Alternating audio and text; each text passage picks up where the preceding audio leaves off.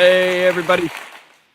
Welcome back to Off the Shelf Comics. I am Labs Comic Fan, and with me, as always, is Warren, Lunchbox Comics. How you doing today, sir? I am doing good today, sir. It's been a good day. Awesome. So, right off the top, if you guys like what we're doing, and we are trying, but if you like what we're doing, please hit the subscribe button and like the videos because it helps out a lot. Like it helps out a lot. It's going to get us out there.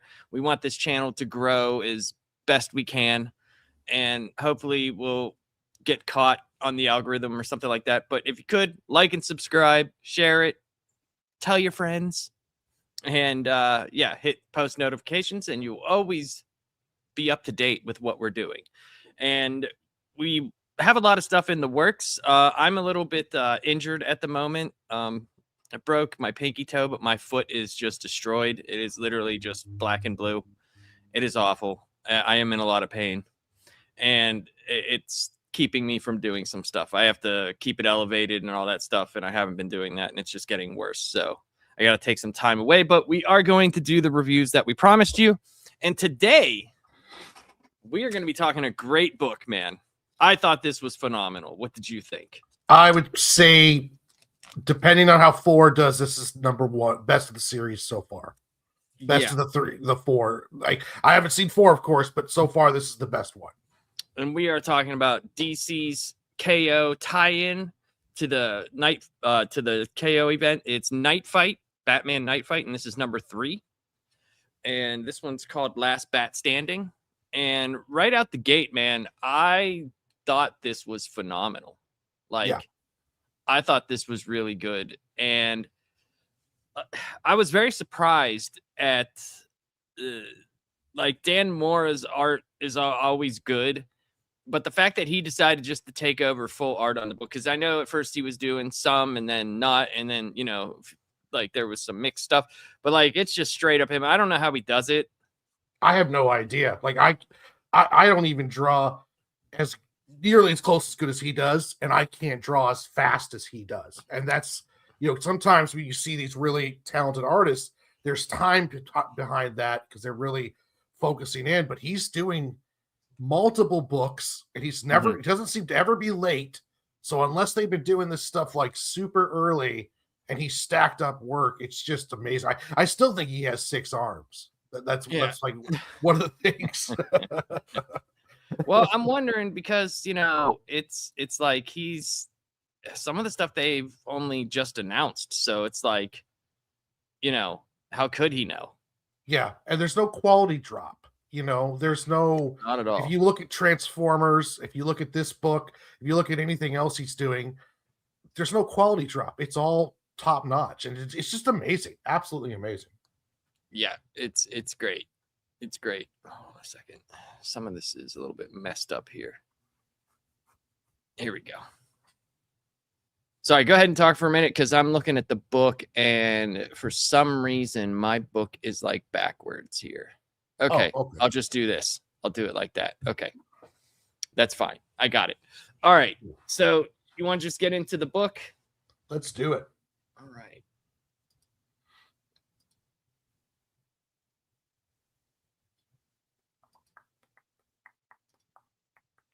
Here we go. Let's get right into this. All right, so Knightfight number 3, Last Bat Standing.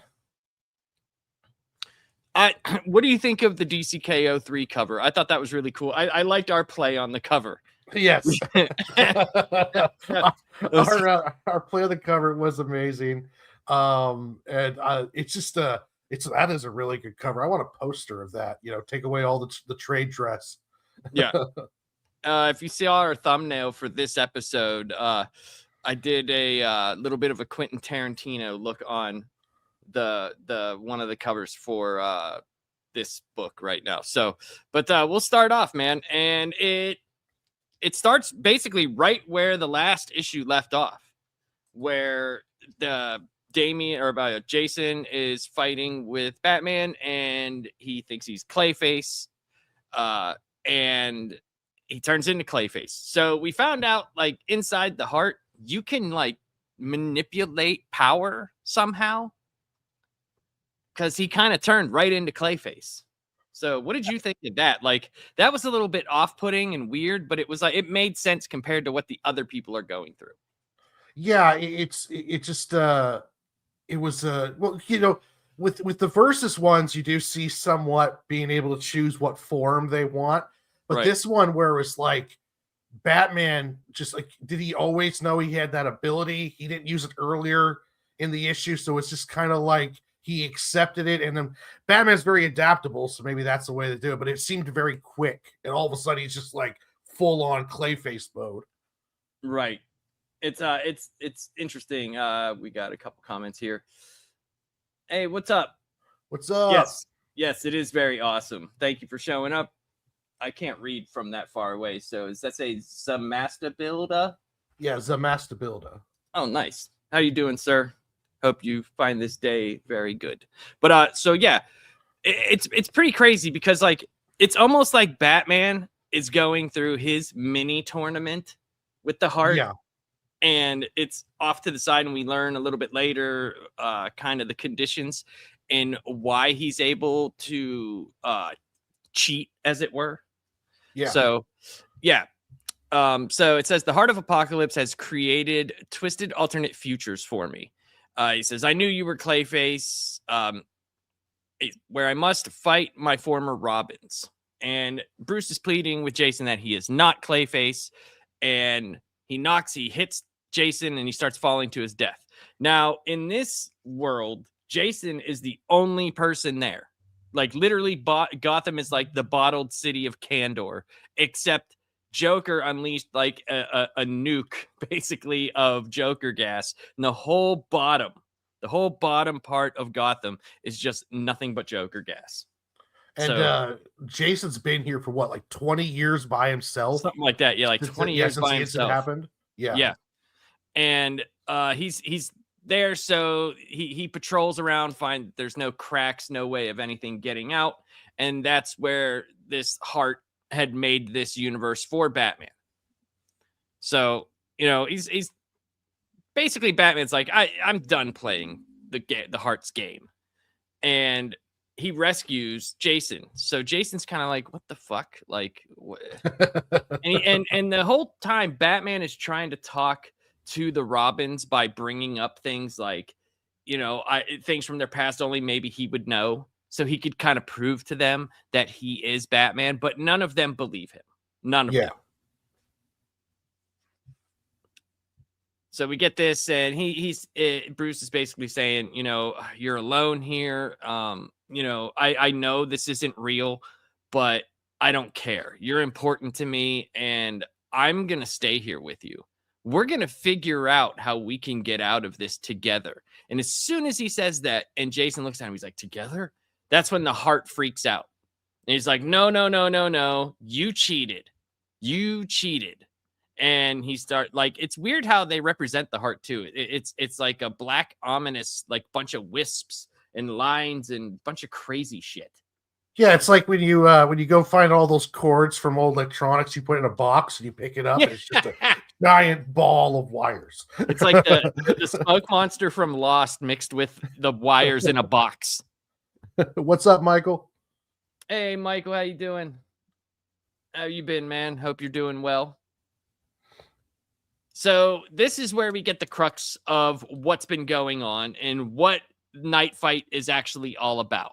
This was great writing, I thought, and it was well done. I love how it's like he's in the void of darkness here. Yeah. And it says, you don't make the rules, Batman. I make the rules. Batman tells him, he's like, I'm done with your game, Heart. I'm not doing what you want anymore. I refuse to fight my children. Say, oh, really? How about I reveal what has been going on in the tournament since your elimination? Witness the fate of your allies. He says, they're losing. They need you. But not only that, not only are they losing and they need you, but the fucking Joker is the one who's winning. Yeah.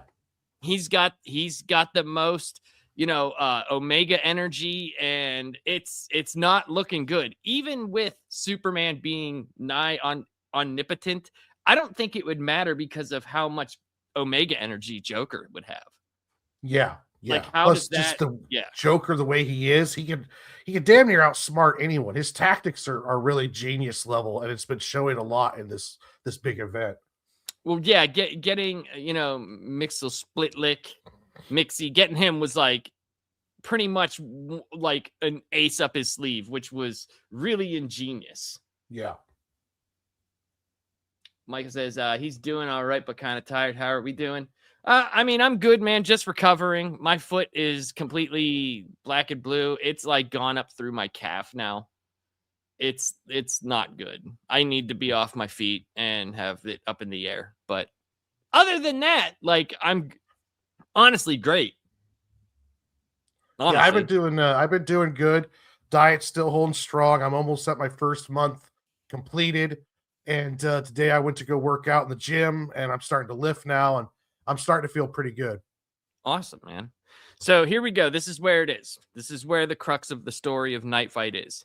He said, the heart says, before I was merely punishing you for your attempting to cheat. Because if you remember, when the Joker eliminated him, Batman brought a mother box like type device that would bring him back. If he got eliminated, it would bring him back to Earth Prime.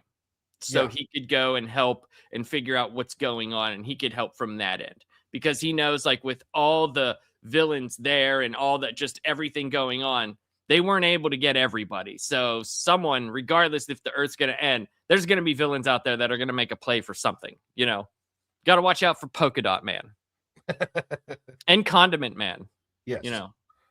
Oh, don't forget the kite glide or the kite guy. Oh, Kite Man. That's very true. And the heart says, I will make you a deal, Batman, a new offer. If you beat my challenge, I will return you to the tournament. So we basically had figured that's kind of what was going on. We were saying that back in like issue 1 or 2 when we were trying to figure out like was he actually somewhere else, which we find out he was. This was being created by the heart, and he basically was gonna go back to the tournament. We figured somehow, some way, Batman would have to figure into the end of KO, because you couldn't have him there through the whole thing, because he would be outsmarting everybody. How you can only write so many like, you see what I did here was. Yeah.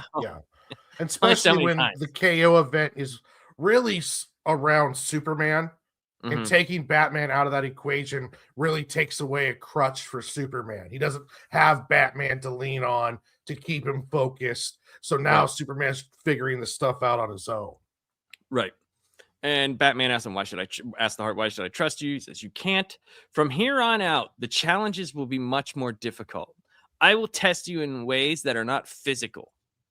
I will test your mind and your heart. So that right there, and Batman's going, no. So what if he was already doing that kind of, but it was supposed to be physical, and Batman was reacting with his smarts and his intelligence and his heart? What are these challenges going to be that these are actually made for him to use his intelligence and heart, since he cheated and didn't physically beat them down, Yeah. This is going to be interesting. So we get our very best Clue rendition. Yes. Like we got a Batman here that we'll find out who it is soon. And basically they're solving, reading Frankenstein, which I think is hilarious. Thumbing through the pages of Frankenstein, and there's all these people in here. It's literally like Clue. And it's like, I'm here because I uncovered the killer. And we know it's not Mrs. White, even though people are angry about who her father was. And she's like, I was so ashamed. I shouldn't have lied. And most of you suspect Mr. Green because of his many other crimes, alleged crimes. It's like, but only an amateur detective would believe such things. No, I know exactly who killed Dalton Gary. In fact, they're in this room. Soon I will tell you, blah, blah, blah. And then the killer outs himself and says, hey, you're too smart for your own good, Batman. This blood will be on your hands. And he calls some sort of device, and it's a bat, but it's like, what the fuck is that? Is it digital? Is it a construct? It's like some kind of like digital construct. And I don't know why the guy just didn't slit his throat. He just watched this digital construct bat fly up to him. Like, I got you, but oh shit, what is that? It's a bat. Ah, I don't want to slit your throat anymore. Bats are so icky. Yeah. So this Batman, he beats him down. Says long time since I had to resort to fisticuffs. So here we go. This is interesting. And says, great work, Batman. So smart, so brave. He said, I knew it was him. Truly, you are the world's greatest detective. It's almost like Golden Age Batman in the way that the people are acting. Yeah. And it's funny because the guy says, congratulations, Batman. Another crime solved. Gotham is safe because of you. Not a single open cold case left in our fair city once again. So every mystery has been solved. But this Batman says, all except one. They say, excuse me? He said, there is one case I've never solved. So you want to take it from here? Yeah. So we go back to the Batcave, and then he's talking to let's see here. It was he's talking with Stephanie. Oh, that's right, Stephanie. And her and Cass, they're multiple Carlton Matisse. They're trying to invite him out to celebrate, but we find out it's Tim because they say, "Hey, Tim." Oh yeah, Tim. And this is Tim. And just like with all of the other Robins in the beginning, Batman went through all of their traits. Dick was leadership. Jason was kind of his loner. And then Tim was the intelligent detective type. So this is kind of a manifestation of that. Right. And then we see him here in the Batcave. He denies what's going on. And then he tells him he'll call you back. And then he gets this message on his computer screen, which apparently he can read binary, because he's like, Tim, this is Bruce. I need your help. Odd. I do love a good puzzle. It's been a long time since someone hacked the Bat computer. Trying to take over my cave, please. And then, so he talks about this as the Oracle 2.0 defense, or the defense is the Oracle 2.0 built. And then we see behind him one of the mechanical armors start to move. Yep. And then he does his holographic bat thing again. That seems to be his big weapon of choice. Yes. Hologram. What do they call them? Like hard light constructs, stuff that you can actually interact with. Yeah. So, yeah. And then now the robots are talking to him, and it's like, hey, it's me, Bruce. So we find out that Batman is in his either computer system or he's the one trying to hack him. We're not quite exactly 100% sure yet, but eventually they hold him down, and then we see the Batman hologram where he tells him, I've been in your computer for the last few days trying to get myself free, take control. He's trying to tell him, he tells him that he's proud of him. You've dedicated yourself to not only solving all the crime in Gotham, but Gotham itself. You're smarter than I ever was. And this is one thing, a common thing too, is that Batman admits to them. It's like you each have become better Batman than me. So it's like the heart's trying to, I guess, test his ego, if you will. And every time Batman's going, I don't think so. I think the heart in the original ones wanted him to fight them, and he was doing that himself. Okay. And he cheated. That's why I said you cheated. You were getting out of all of the scenarios that the heart put before him by not destroying them. Yeah. Like he didn't kill them, which is what the heart wanted him to do. I think that's what the heart wanted him to do. This one is obviously a little bit different because, he said, I'm going to test your intelligence and your heart. But before, because he said, it's not physical anymore. It's not physical. And I think that's what the heart wanted him to do, because if he does that, not only does he cross that line that he'll never cross, but it's also one of the Robins. And what would break him more than that? The only thing that could possibly break him more than that is if he had to kill his parents. Yeah. And even or Alfred. In his mind, knowing that these aren't real Robins, these are not his kids. His kids are either dead from the first part of the tournament or still back in Gotham. But it's still, he can't bring himself to do it. It's just too much for him. And Tim yells at him, then why can't I solve your murder?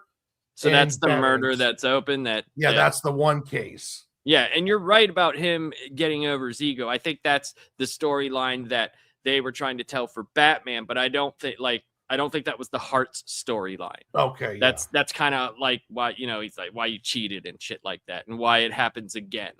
Yeah. But it's interesting to see all of them. They take off it's like they're older, and they kind of resemble Bruce in a way.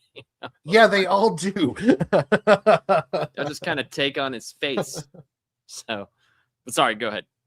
So, he's like Tim takes off his mask. He's like, please, whether you're AI or you're real, I don't need you to patronize me. You were a great detective, but I never took you to be a great therapist. Right, because Bruce told him, like, you can solve this. You have all the clues. You know who did this. Yeah. And he's like, no, I don't know. But and then he's like, you held on to that mystery to keep him alive. And he's like, no. Tim's like, I wish I could just solve one last case with you. Mm-hmm. And then Batman's like, we'll go through here. And he talks about, see, like, what is missing from my belt. Mm-hmm. And then instantly Tim's like, oh my God, I know who killed you. You solved it. You beat me. The only one way to know is we need to go catch him. And then Tim's like ecstatic because he gets to have this last case with Bruce. Mm-hmm. He talks about loading him up into the computer. And then the Heart load him up into a robot. Yeah. Yeah, now the Heart looks a little bit more mechanical, but it's like, no, we're not going to do that. And then we see a sad Tim. He's like, he doesn't want to do this without him. Yep. And then the Heart's like, you were supposed to fight him, not help him. And Bruce is like, you're just mad because I beat you, man. What's up? Yeah, and then he goes, I beat your test my way. You're just stupid, you dumb talking sentient Heart. Whatever that means. And because of that, I will break you. I can show you all of the different versions of Batman you will face. I can make the people you love want to kill you, but instead I will hurt you in a different way. And then boom, he's like, I warned you. Bruce wakes up. He could instantly tell from his hands, the wrinkles, that he's much older. He mentions that Jason's Gotham was silent because he was the only one there. But he realized he's not in a mansion or my brownstone. This is Crime Alley, but it's alive. He's like, he doesn't even know like how it's possible. I've never seen the city like this. And then here's a voice behind him. I saved Gotham, Father. And it is Damian, who again looks a lot like Bruce, but he is actually very, very interesting how Mora does this. He automatically just turns into Japanese animation. Yeah, like all of a sudden it's a manga. Like it's like, look at him. Like look at this. Like what? Like what? What happened? It might be just because of how much work he's doing too, that he starts loosening up a bit when it comes to like, eyes and style. Yep. So then he's like, yeah, I followed your footsteps. I started my own path, and now Gotham doesn't need a Batman anymore. And Batman's like in shock. He says, we need to talk to him. And this is one the really interesting part. Damian's instantly like, hold on. I'm too smart not to know. He knows the world isn't real. He can see the cracks in his peripheral.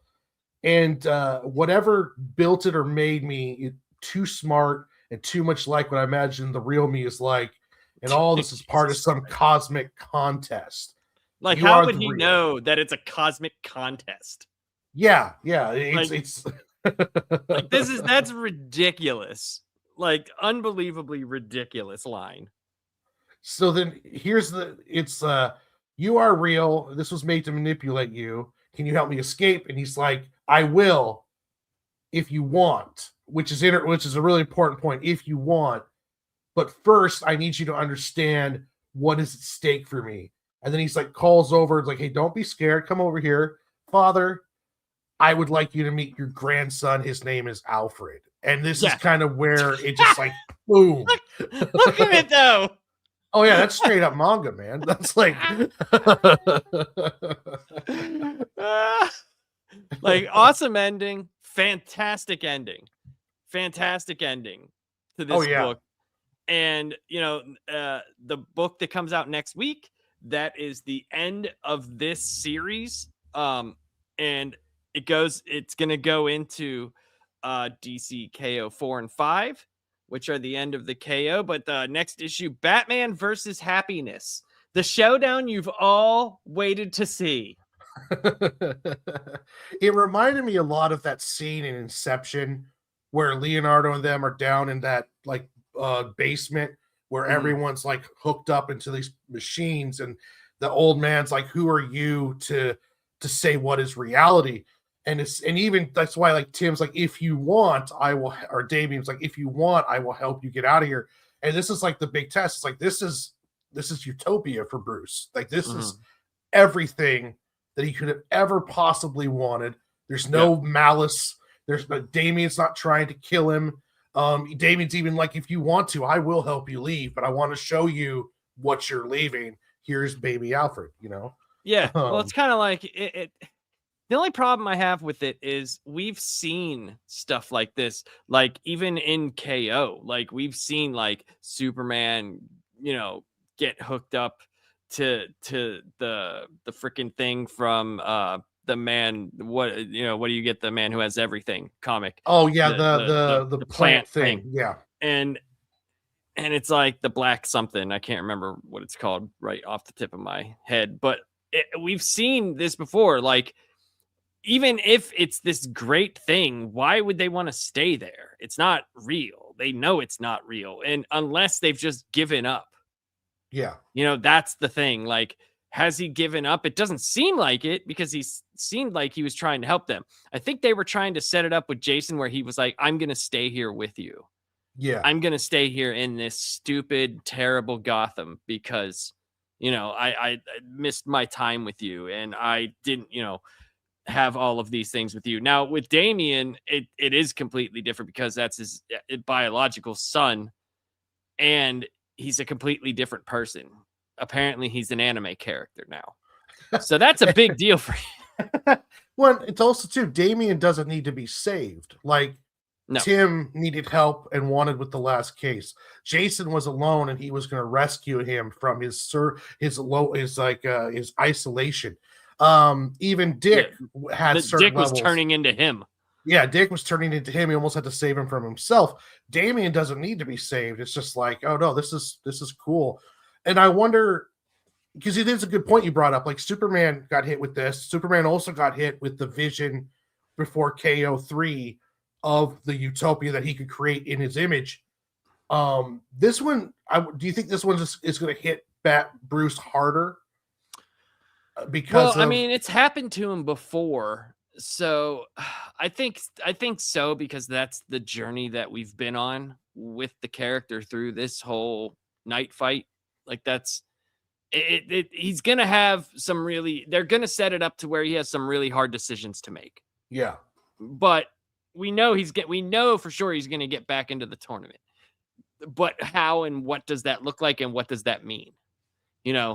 Does he somehow come with all his Bat family somehow, some way? Does he manipulate it to where he can figure out how to get them with who knows what they're going to do? Does he have to kill Damien?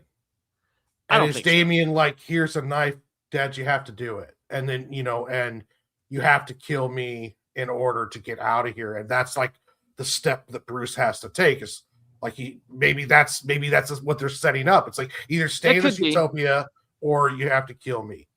Yeah, like he'll get out of it some way. It would be hard for me to see them doing that, like him actually doing it. I could see them going that direction by saying that's what you have to do, but him actually doing it, I don't know. That kind of like, if you want to piss off a generation of readers, then for sure. Yeah. even if it's fake, you know what I mean? Like that's just not something that's in his character to do. So it is interesting how it mirrors what he was talking to Superman, where it's like, you got to play the game, you got to play for keeps. And now he's put in a situation where it's like, you have to take your own advice. It might come down to where it's just like, the only way out of this is to kill me, father, Right.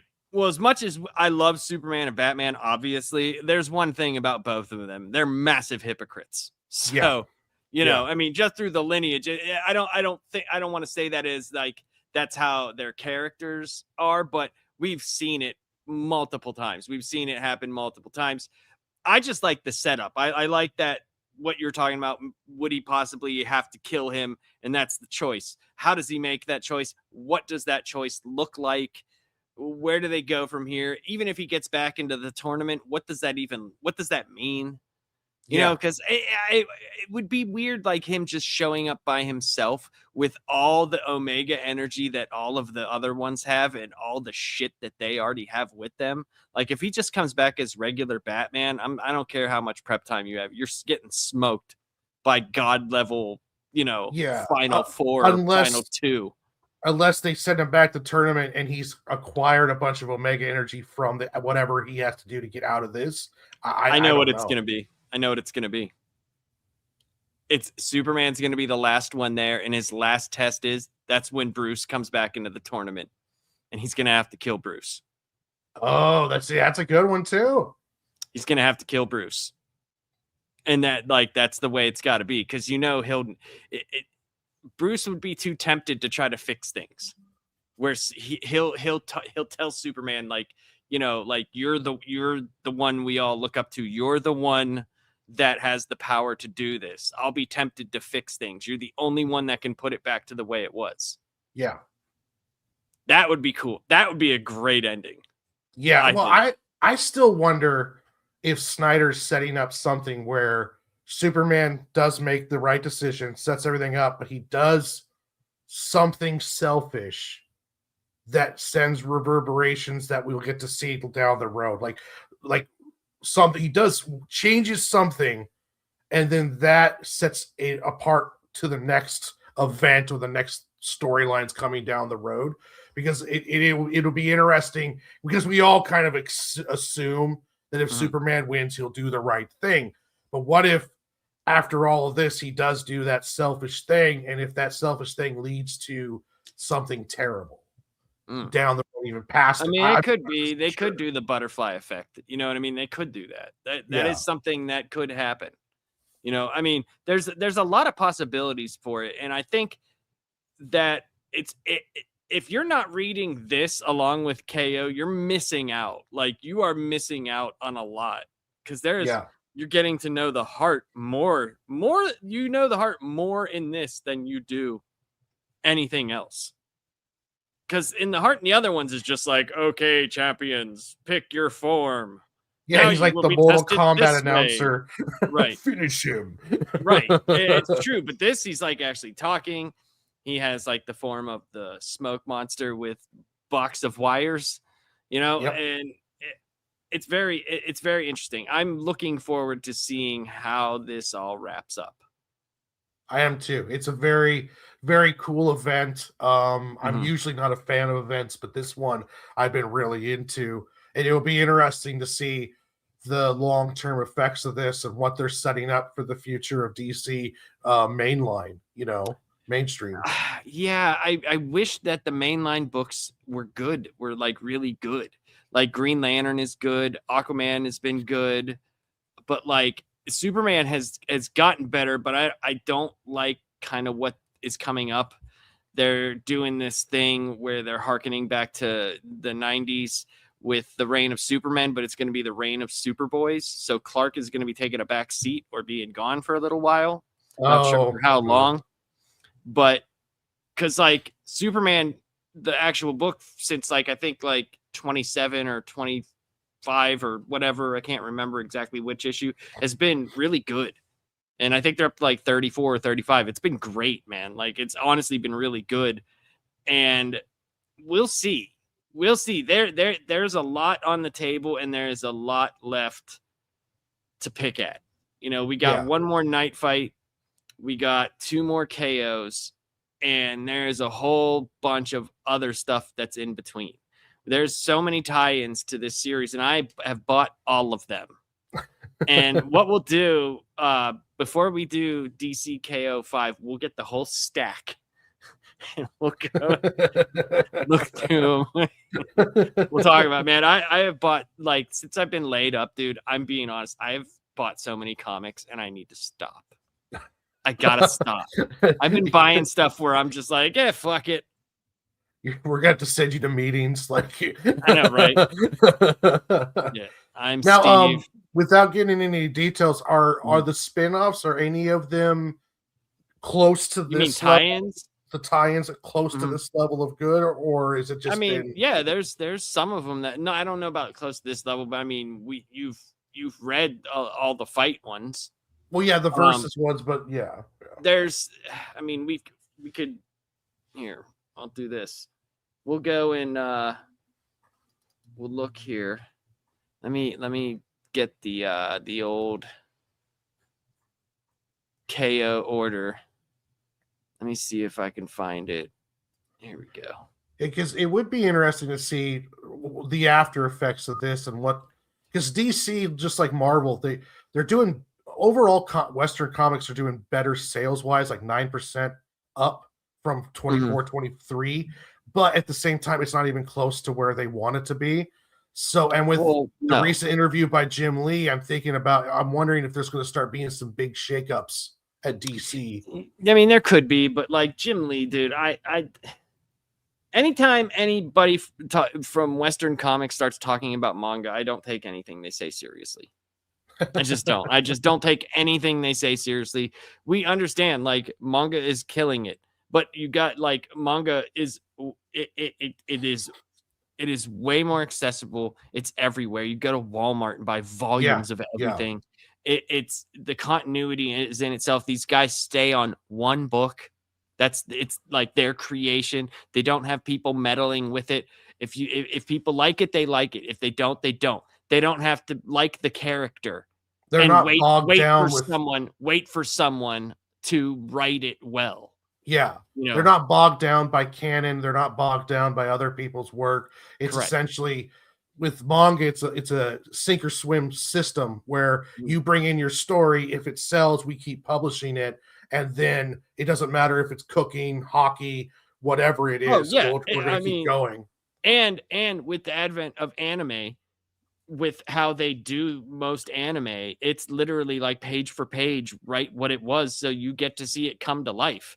They might make some, they might make some choices that are different, but most of the time, if it's, a great manga, they keep it pretty close. Yeah, so that's what people want to see. The only thing now is that they'll make the fight scenes bigger and better. Well, like right, Jujutsu Kaisen does that, or like they have filler episodes so that the manga can go, because Japanese television, they don't take breaks. Like, I've tried to tell this to people, like when Power Rangers, like the Super Sentai, when that one ends, when there's the 52 episode or 50 episodes, literally the next week they go to the next series. And it's every week and all year round. Like, so they don't really take massive breaks. Like, when you watch Naruto, that's why there's so many filler arcs, because they had to let the manga go so they could animate that, those chapters. But here we go. We'll do this before we get out of here. We'll take a look at the DC K.O event in whole. So it started off with Justice League Unlimited 11, which I would say it kind of started in the DC All In special. That's kind of where Darkseid did the whole thing where he merged with the Spectre, and then he did the Machine, and then he created the universe.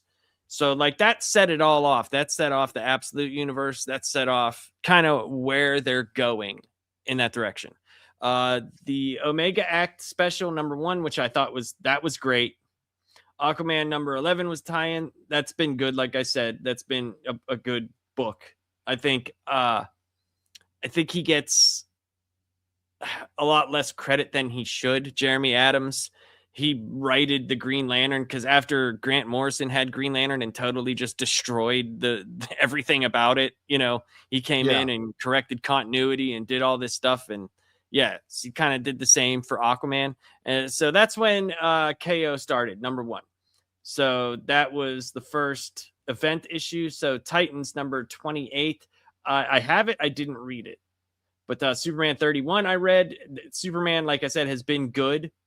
So it's interesting that a lot of the tie-in books are mainline continuity books Yeah. outside of Batman and Wonder Woman. I don't know if there's any Wonder Woman tie-ins. I don't think so. The Flash 26. These are the only issues of the Flash that I bought, so I can't tell you if the Flash has been good or not. You know, I don't read it. I haven't read Flash in so long. I just know that when I was reading it, it wasn't really great at all.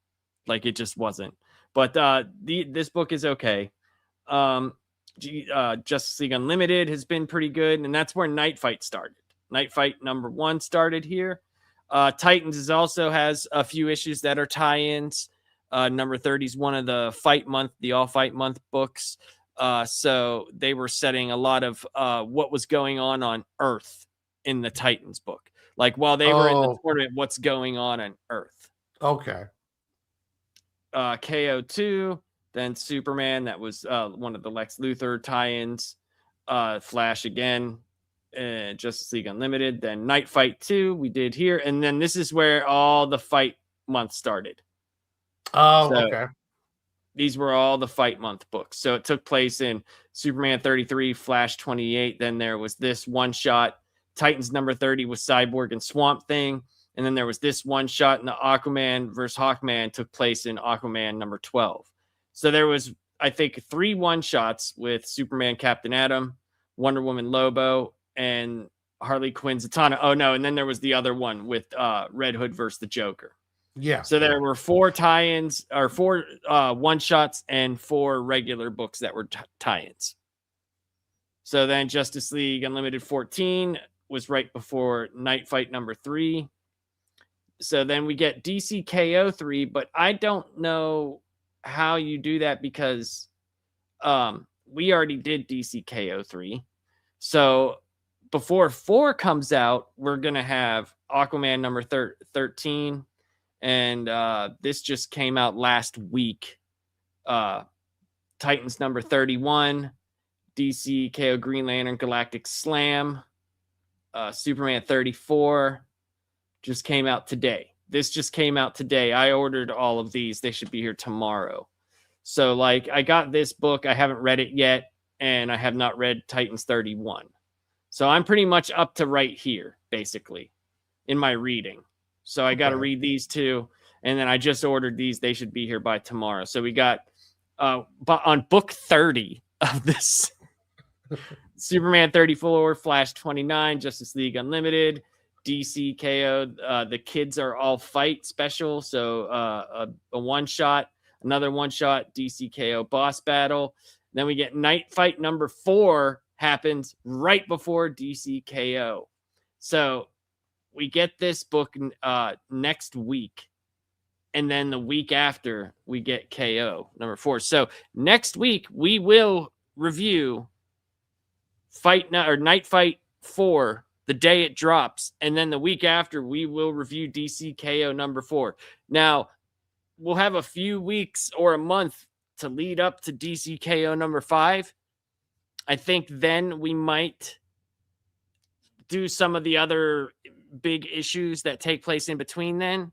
But I think that's the time, Warren, that we should start recording for Spider-Man, Wolverine, but keep doing live shows around the KO event. Yeah, do of course. Videos for that. Yeah. So then we get DC KO number 4, then Aquaman 14, Titans 32, Superman 35, Flash 30, Justice League Unlimited 16. Then it ends with 42 books for DC KO 5. So that's going to be a full omnibus in itself. Yeah. This is going to be quite the omnibus. If you look at the cover for Justice League Unlimited number 16, that's quite the crazy cover there. Yeah, is that Joker? I don't know. Yeah, that's... This is during... They've been hitting a lot on Mr. Terrific, right? In Justice League Unlimited, it's been like the Mr. Terrific show. So, yeah, it's been pretty cool. So what he was dealing with during this time, whenever the Omega energy got dispersed when Darkseid opened the rift, he had the Challengers of the Unknown go, and there was like 5 points of Omega energy, and they were inspecting it and stuff like that. And all these different freaking things from like different universes. Hey, Eric Guapo, what's up? Hey, They what's up, just buddy? came out of nowhere, like Electric Blue Superman. All these different characters started showing up to the Watchtower, and they're all like out of place. And Mr. Terrific has been dealing with it while the KO event's been going on. It's been like mass hysteria for him. So, but yeah, so that's what's happening. And, you know, Warren, what do you have going on this week? I'll be doing a pre-recorded show tomorrow with Dingus Den over the Transformers Volume 3 that we're going to be going over that, and it should pop out probably next couple days. I got Friday, the last panel with you, where we're going to be doing our top 10 Steven Spielberg movies. That'll be fun. And I also will be, doing my daily shorts about my health journey, as well as more Lunchbox Comics reacts. I'm thinking about doing a reaction or talking about the DC Compact line. I've been talking about that for a bit, so I just need to organize that and do it. And plus working on some more shorts for Off the Shelf. And then on Tuesday, I will be doing another live stream. So if you follow me at Lunchbox Comics, I believe the link is in the description. You'll be able to see a bunch of stuff that I'm doing there. I got word back that the Sig and Joe graphic novel is printing right now as we speak. Woo-hoo. So I'm hoping in the next couple weeks I get the email that says. So that's a big thing I'm looking for right now. That's awesome, man. That's fantastic. I've been hurt, so I have a whole bunch of that going on, and I'll be on Last Panel on Friday, where we do the top 10 Spielberg. And then after that, I am going to take a break. I will be on Tuesday for Thank God It's Tuesday. Next Wednesday, we will do Knightfight number 4. And then, the same schedule that I've been keeping. I think I'm just going to put that in the description so we don't have to keep saying what we do every week. Yeah. That way, if you want to add something new to it, you could say what you're doing new. But mainly, guys, like, what we would like is for everybody to, like and subscribe. And in the comments, you could always, if you want to comment on the video after it's posted, or even in the comments here, we would love to hear what you guys are either reading or what you would like us to review. Because I have no problem picking up books and trying something new. If you guys want something, we want this to be a very interactive show where you guys start getting involved and letting us know, hey, there's this independent book, or hey, there's, what's up, Anthony? There's this other book that you guys haven't talked about or read, but no, we have not reviewed any of the Ultimate Universe yet. We plan on it, but we want to do DC K.O. first. That was like our first big thing. We'll be doing Spider-Man and Wolverine, but I would like to do Ultimate Spider-Man and Ultimate Wolverine. Yeah, and then those are my two favorite out of that whole go series. into Ultimate Endgame. I was not a huge fan of Ultimate X-Men. But yeah, I would like to get into it. I wasn't a fan of Ultimate Black Panther. I thought started okay, but then it got really, really preachy, and I was just like, all right, cool. So yeah, I read a couple issues of the Ultimates. The Ultimates, I kind of fell out of that one, but I stuck with Spider-Man and with Wolverine. I really liked how those ones went. Spider-Man especially. That one was really well done. Who would have known that like Spider-Man and his actual family would sell comics? Yeah. It's interesting too, because people complain about Absolute Batman that his mom's still alive, but no one says anything about Ultimate Spider-Man. He just chose to be Spider-Man. Like everyone's alive. No, there was no deaths. Uncle Ben's there. Yeah, everyone's there. He's He's like best friends with J. Jonah Jameson.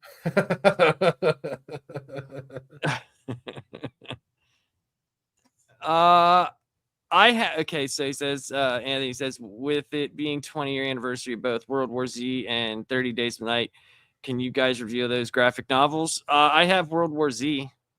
I've read 30 Days of Night, but I don't think I have it anymore. I can get it for us. Yeah, I mean, like I will put that in the list of things to review. It would not be like anytime real soon. We might be able to do it on a one-off show in between waiting on books to drop. But yeah, that we could do something like that. Yeah. But we'll put out a schedule soon. But next week for sure is Knightfight number 4, and the week after that is DC K.O. number 4. And we're gonna finish up all the shorts on the All Fight month, and then we'll go into some books like Spider-Man and Wolverine, and maybe we'll touch on the Ultimate Universe. That might be fun to do, I think. So for Lunchbox Warren and Laps Comic Fan, have a good night, everybody, and don't die. Be safe and God bless.